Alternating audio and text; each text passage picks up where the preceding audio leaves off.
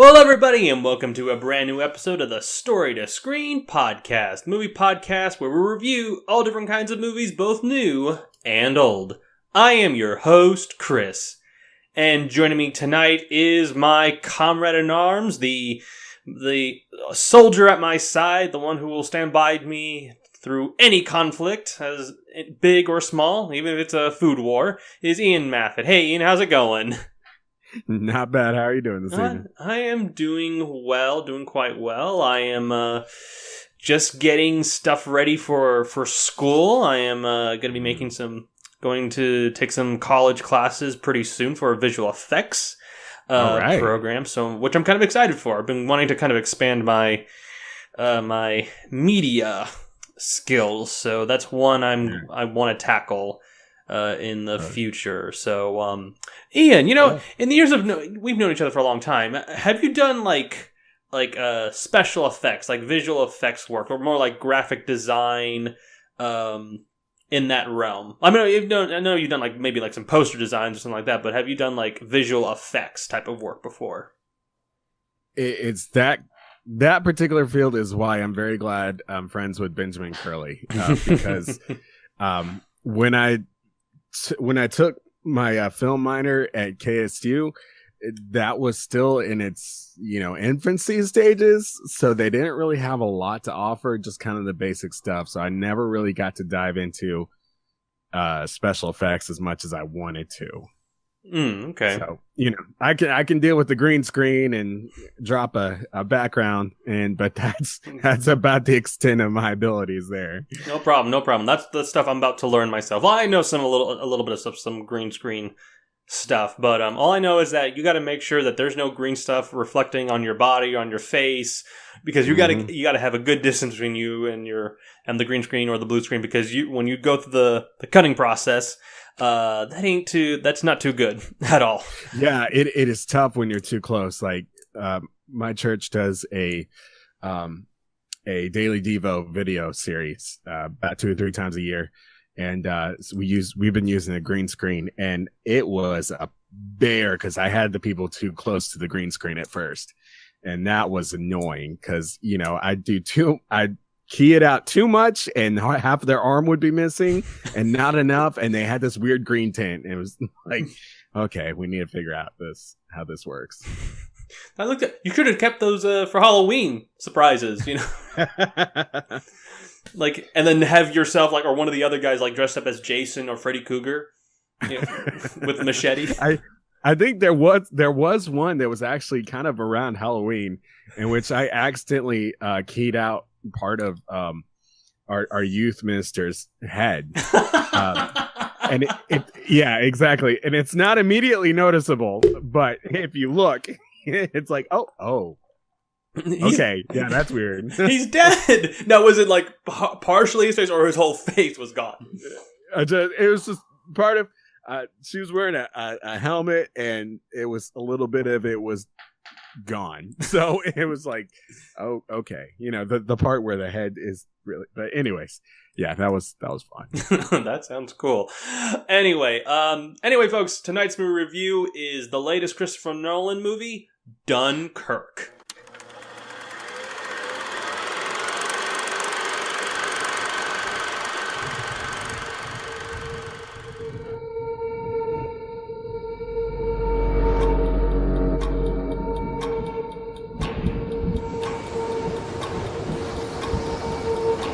The enemy tanks have stopped. Why? Why waste precious tanks when they can pick us off from the air like fish in a barrel?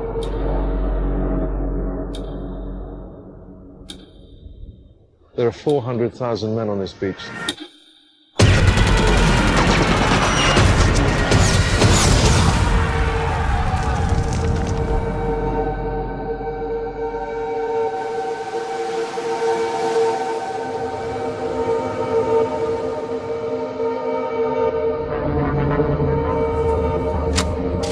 He's coming back round.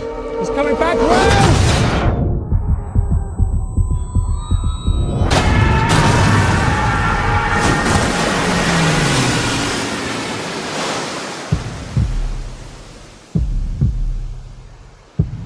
Where are we we going? Dunkirk. I'm not going back. There's no hiding from this, son. We have a job to do. If we go there, we'll die.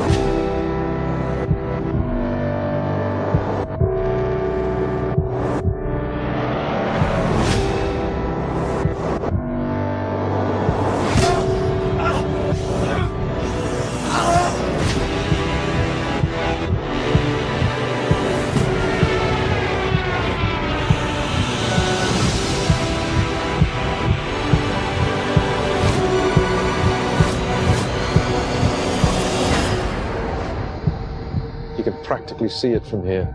What? Home.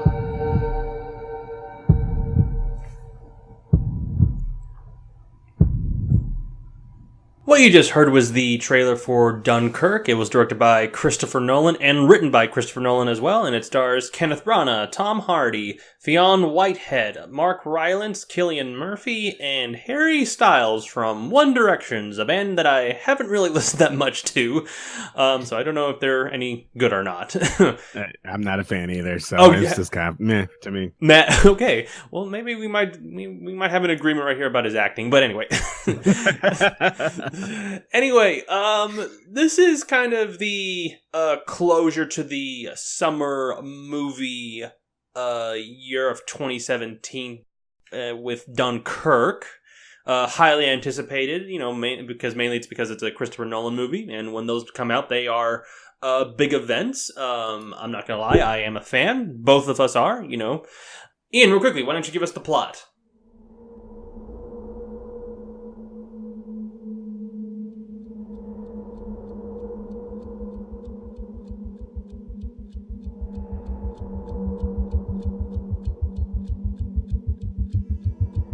In May 1940, Germany advanced into France, trapping Allied troops on the beaches of Dunkirk. Under air and ground cover from British and French forces, troops were slowly evacuated from the beach using every serviceable naval and civilian vessel that could be found. At the end of this heroic mission, 330,000 French, British, Belgian, and Dutch soldiers were safely evacuated. Audiences, I wish we had recorded a little bit at the very beginning where we were talking about we might not have that much to say about Dunkirk. But anyway, I'm ruining this review anyway right now saying this stuff. Anyway. Okay, Ian, I'm going to start with you. Leading up to this movie, were you really excited for this film, and what were your initial impressions on the film? There was some trepidation going into it. Because it is such an epic story, I really had no idea how Christopher Nolan was going to approach this. Dark Knight Rises was a little bit of a disappointment. So I tried not to get my expectations up too high. I mean, that's how I go into just about any movie these days. I start with low expectations and hope I'm pleasantly surprised. I was more than pleasantly surprised by this film. I've already told several people, like, I do not say this about many films these days. I mean, I'm not crazy picky, but I also try to be honest.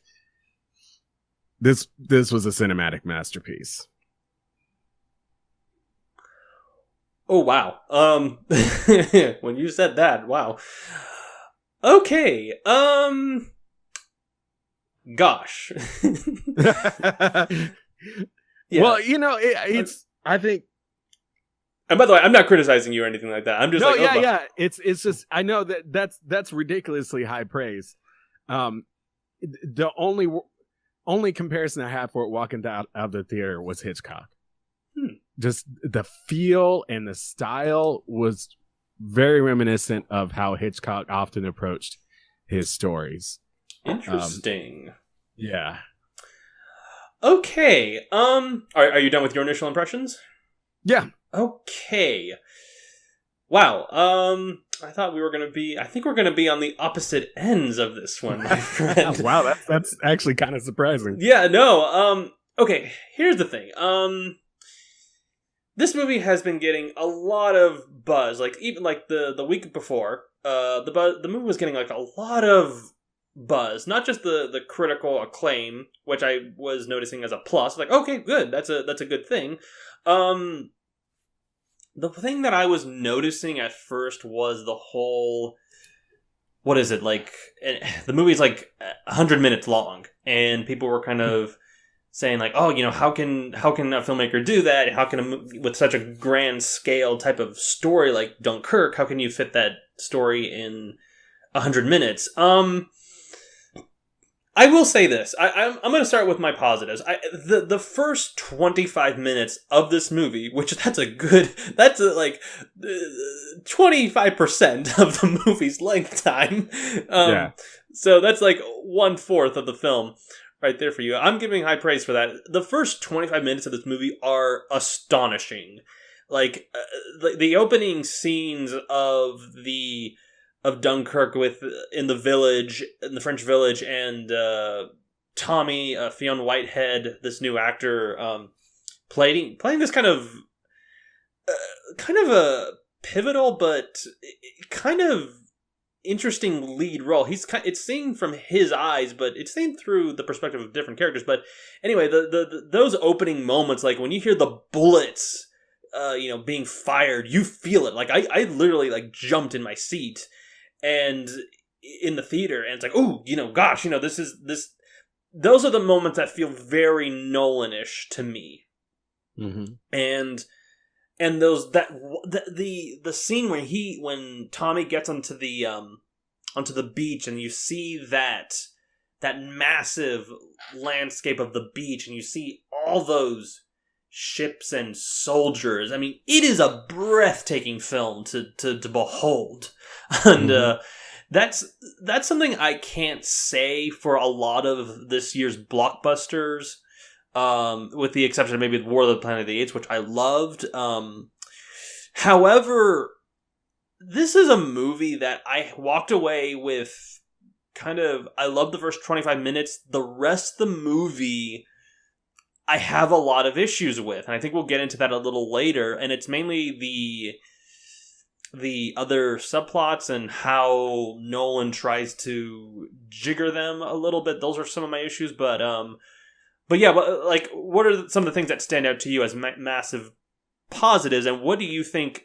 And did you like the other subplots that were going on? Because you had the mole subplot, the sea subplot, and then the air subplot, which I liked how he was able to make those distinctions. But what did you think about the structure of the film in that sense? I felt like it was very reminiscent of I feel like I'm going to be saying this a lot, of old school war films. Okay. Where it obviously the film wasn't heavy on dialogue, which was weird, but I actually kind of appreciated that because Nolan took that opportunity to tell the story through the cinematography and the soundtrack. And my gauge for how well a movie, how well a director does with a movie is whether I'm engaged from start to finish. And I was engaged from start to finish because the cinematography was beautiful. And the soundtrack was just about perfect. There haven't been many soundtracks that I can think of right now that were more perfect for what was going on in the scene, and really built up suspense than what Dunkirk had. There were some aspects that, some of the acting wasn't terribly great. Kenneth Branagh, goodness, that man sinks into his role so well. He does so much with very little that he's given. He really does. The man's a master artist at his craft. And it's that weird thing. Like, I don't even remember he's in the film because, like, I just think of him in that character as that character in that film. You have Harry Styles, who was mediocre. There's been so much coverage on. Like, here, I'm going to say this real quickly. I think because people were kind of making such a big to do about Harry Styles. Yeah, and he was fine. He's not revolutionary. I don't think he's like, No. oh my god. No, he's not that kind of actor. No, it wasn't like, oh my goodness, he's such a great actor. It's more like, oh, he's acting. I mean, he was fine. He suited the role, but it was like anybody could have filled that role. Any other good actor could have filled that role. That's the thing. And when you're in a film when you're in the same film with the likes of Kenneth Branagh, then it's really hard to live up to that standard. And the fact that he was the one that dropped the 2 F-bombs in the whole film, like that was just like, really, was that necessary? Does your mother kiss that mouth? Bad boy. Boy, you need to have your mouth cleaned out with soap. Ian, I'm going to point you to do that. We'll go over to Harry Styles' house, but I'm sure he uses that. I'm sure he uses it more frequently. Anyway, I mean, I think here's the thing. I think Kenneth Branagh. I mean, like, I've seen Kenneth Branagh in that type of role before. I mean, like, if he's not a king, he's a soldier. It's like, you know, so it's perfect for that type of performance. I think the one person I actually have a lot of problems with is the Tom Hardy portrayal. One, he's not really given a whole lot to do, actually. I think he's the one actor I would say, like, sure, he's it's like, oh, cool, Tom Hardy. He's a British flyer pilot, and but he I swear to you, they probably kept the same camera angle on his ship the whole time that he was in the movie. I'm like, they haven't really gone to the left, or they haven't really used a different angle on him at all. I don't know. I think that worked though, because and he's covered. His mouth is covered the whole time too. So. Yeah, and that's the thing. Like, call me silly, but I didn't realize it was Tom Hardy until he stepped out of the plane. Oh, really? Oh, yeah. It didn't.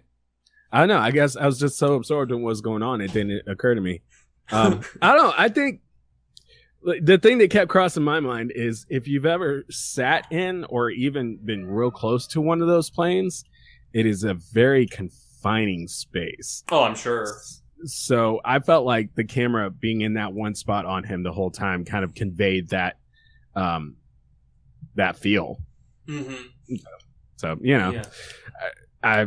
I felt like he played a major role just because without him there's a lot that would have been very, very different. But again, like the film probably could have been 3 hours if Christopher Nolan had taken a different approach in the storytelling, because he could have made it seriously epic. But as it was, I feel like he did really well in taking 3 particular stories from the 300,000 plus that there were, and using those to kind of show the scope and the drama and the intensity of what happened. It might have felt convoluted at some points to some, but I feel like I think it led in very well into the climax of the film. Okay, because I think because here's one thing that I like about Nolan. Nolan is, I think, a master at telling a non-chronological stories. I think he's definitely proven that in, I think, definitely The Prestige and Memento. Yes. I think those are the best examples of that skill. I agree. I don't think it's the best usage here, weirdly enough, because there are points in times where this was where the movie actually lost me a couple times here. But then because there are moments when it plays back to a scene that happened earlier, and and because you're seeing like the ship being blown up, but then you're seeing it from Mark Rylance's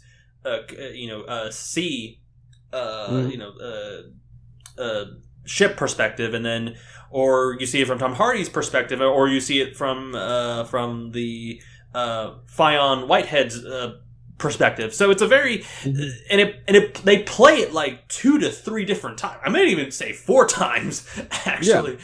Well, I felt like that actually linked to the suspense, because there are times when you're not really sure what's going on, and that's what's key to a good suspense film is if you're not entirely sure what's happening, the suspense ramps up very quickly. Yeah. So I thought that worked very well. Okay. Yeah. I mean, I think maybe for me it was just like it maybe did it too much, as opposed to maybe where in other films Nolan would maybe do it twice, but would make it he would make it a little bit, when he would round it up to that point in time, he would do it in a much more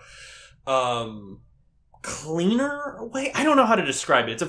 He approached it very differently here than he would do it in The Prestige. You know, he has a different technique of doing. I mean, I personally wouldn't expect him to do it the exact same way. No.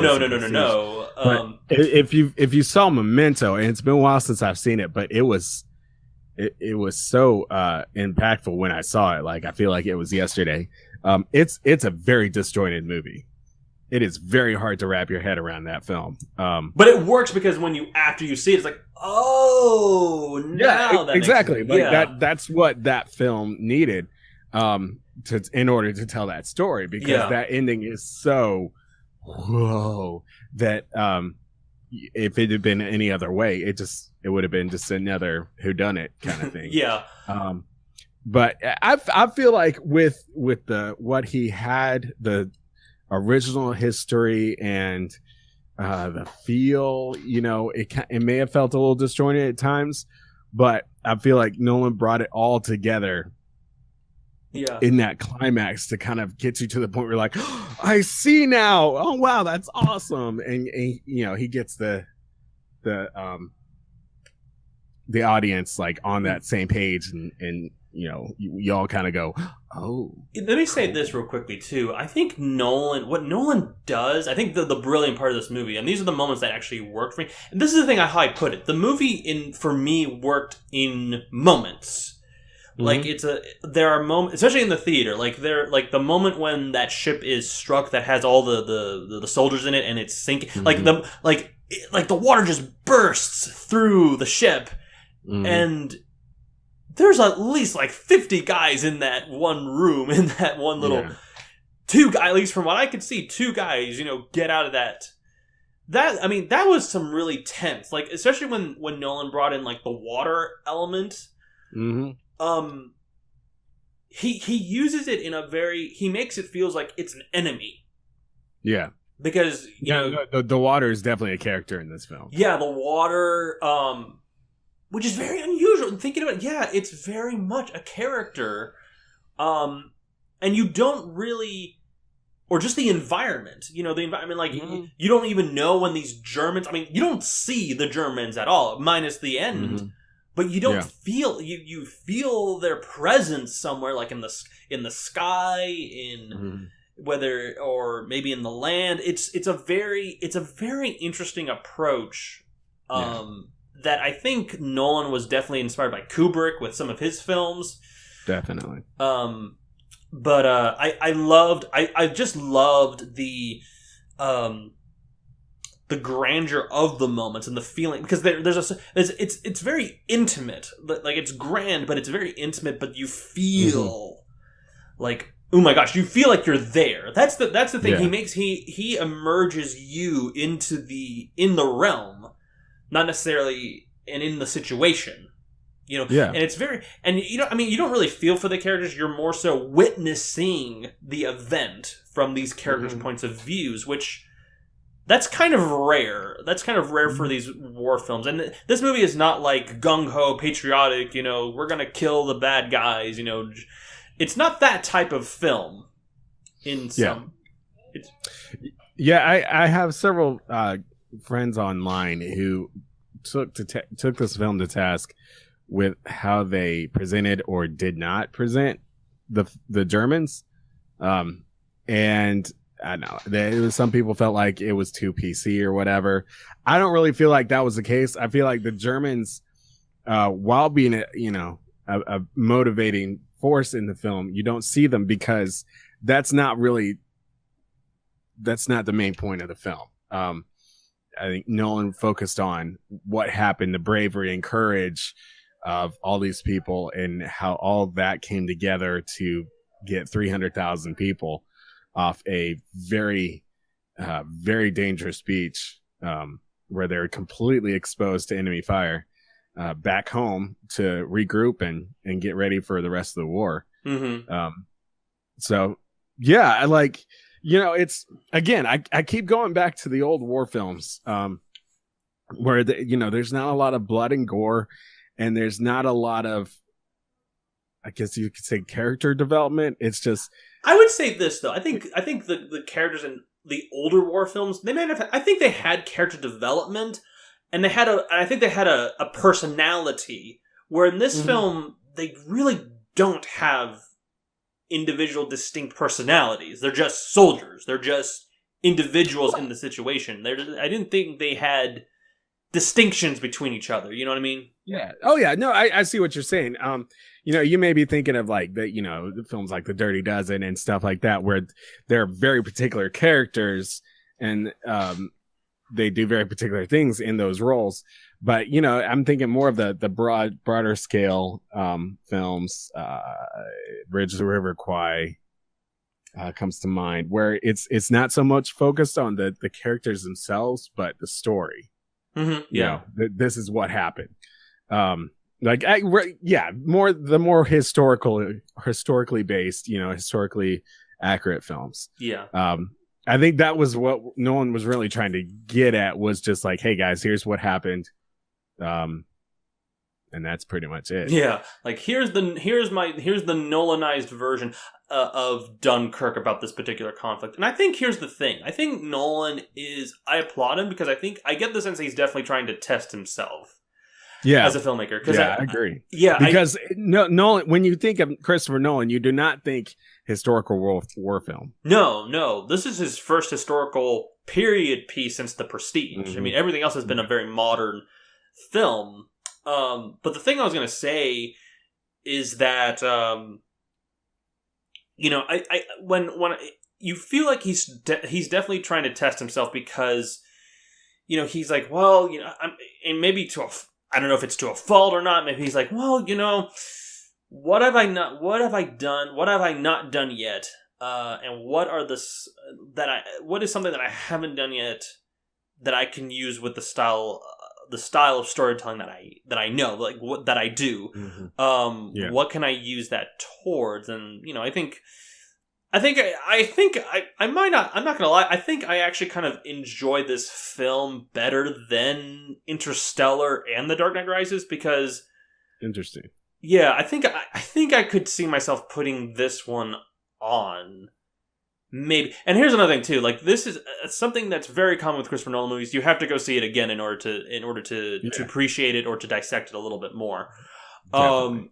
Because I still walked away like, what did I just finish watching? Was there still... I feel like that's just kind of the trend now with Nolan. And I will stand by this. I don't think this is like... people are saying like this is Nolan's best work to date. No. I don't think it's his best, but it's not his worst. It's hard to beat The Dark Knight. And Inception. And Memento. And The Prestige. These guys. Well, I mean, I'd say Inception and The Dark Knight are his pinnacle pieces. Personally, I feel like this film is up there. Okay. I would like to see it again, and it'd be cool to see it in IMAX. Yeah. I don't know if I'll be able to actually get around to that, but yeah, like you said, you kind of have to go back in and view it again to really get the full effect. Mm-hmm. 'Cause I think one of the many things I appreciate about Nolan is he's a director who really understands the reveal and conceal concept of storytelling. Mm-hmm. That you don't place everything on a silver platter right in front of the audience. You kind of, put the meat there and then let them lean forward and and just, let their imagination do the rest. Yeah. Now, I was gonna say that the ending. Real quickly, I just want to get to the ending.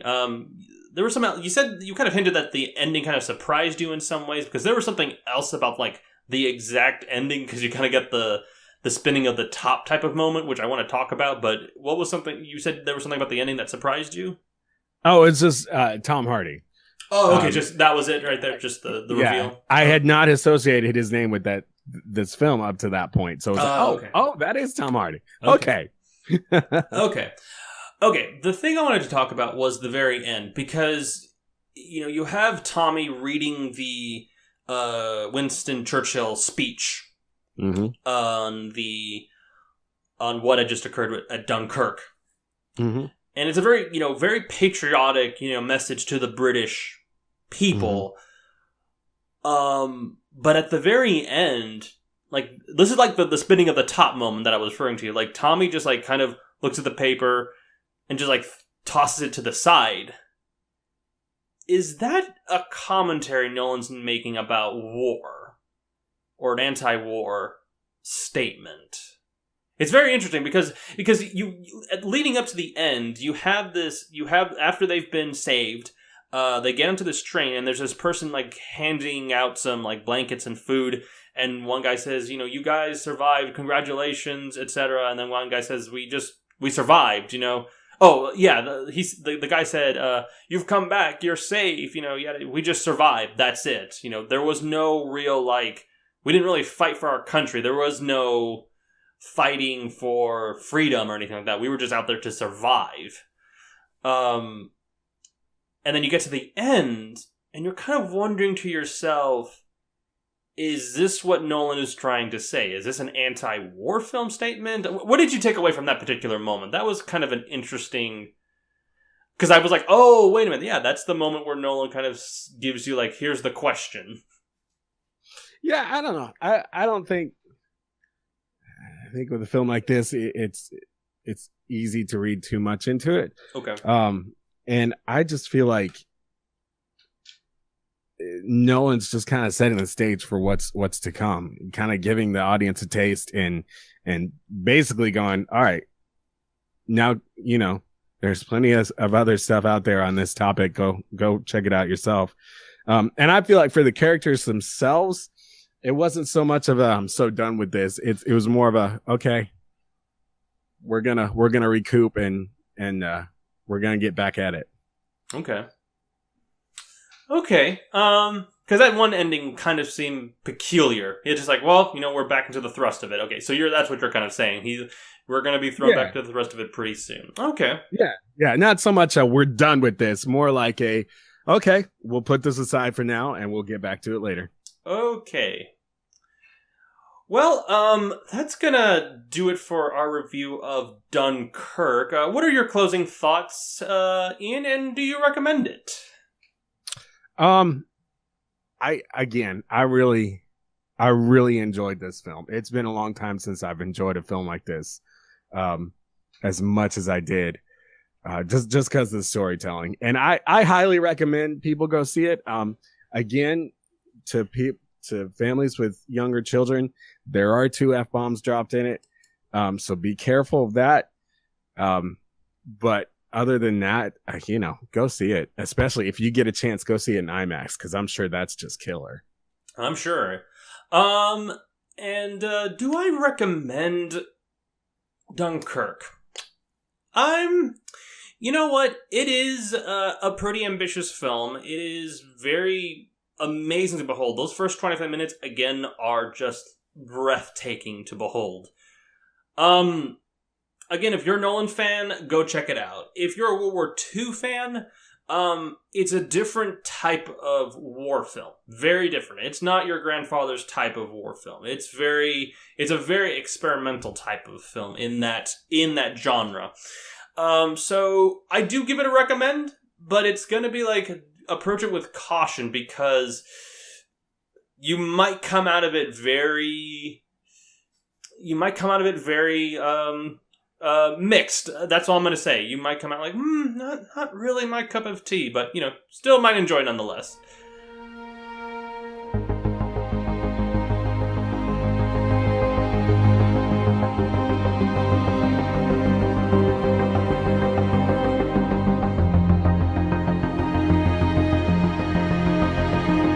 Ian, as we wrap up, where can people find more of your work? You can check me out on Facebook. I've got a YouTube channel. Just look for Ian Maffett. And then check me out on Instagram, KSOL Worship Leader. All right. Audiences, you can find us on Facebook, Twitter, Stitcher, and on iTunes. Please leave us a review on iTunes. We've been getting some really great positive responses from some new followers, so it's helping us get awareness for the show. So I'm really happy about that. Also, please send us an email at s2spodcast@gmail.com. We could really use some emails for future film requests, etc. Anyway, folks, we'll catch you really soon on the next episode of Story to Screen. On behalf of Ian and myself, have a good night. Cheers. Peace.